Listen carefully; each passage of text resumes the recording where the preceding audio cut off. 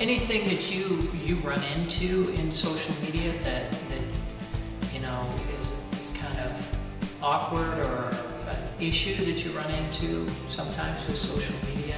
Maybe perceptions about social media or the way people use it? Well, it might be almost perceptions about people. I mean, you put out something about yourself and you think it's going to be perceived one way, and it's perceived sometimes completely the opposite. So that may be one angle to look at. I mean, I think we're past the point where, you know, back in the early days of the whole online world, there was like a perception of online dating. Well, you know, that's, you know, things had a stigma to them. Social media had that kind of a similar stigma. Now, you know, everybody's mother or father are on there, whether they want them to be or not. So it's, you know, I think that those perceptions have changed, and everybody uses it in such a different way. And, you know, for some people, they've got 15 friends on there, and that's fine. And that's, you know, focused on their family, focused on their friends, maybe sharing pictures. And I think it's easier to engage that way rather than just by emails, because it's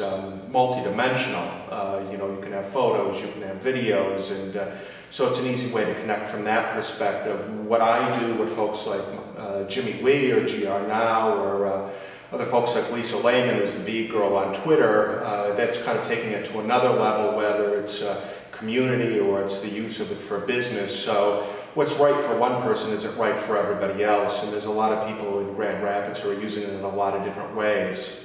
Yeah, yeah. So any words of advice for an individual who is starting to explore social media or get a little more serious about it? Well, as far as from a business perspective, I would say look at what other businesses, whether it be locally or at a national level, are doing, what's working for them, what's not working for them, and you know, you can apply those things. You know, from a personal level, that can be a little bit different. I guess, for lack of better words, be yourself. You know, you're posting things that are interesting to you, whether they're articles or comments.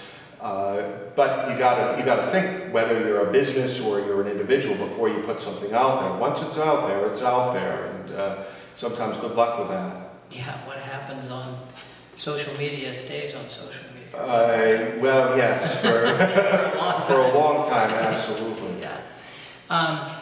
Any favorite tools or any apps that are favorites of yours that you use when you're doing social media? My usage, I would say, is pretty straightforward. You know, I just pretty much use Twitter and Facebook, I guess, in their purest form. I mean, I use the apps on my iPhone, which I think that's, you know, the logical, you know, direction that social media is heading. So, you know, where you'll see that in the next 5 years, and how, you know, social media integrates into your phone, will everybody be actually streaming their life? I mean, like a show, you know. Yeah. Back in the mid-90s, you know, the webcam was a big thing. So is that going to kind of, you know, come back to the phone with social media, where people are going to be broadcasting their entire life as a reality show? I mean, at some level they are. I mean, it's the old Andy Warhol 15 minutes of fame, and really everybody has a stage, everybody has, I guess, for lack of better words, some fame, because you have people who are seeing you out there who maybe you've never met in real life. And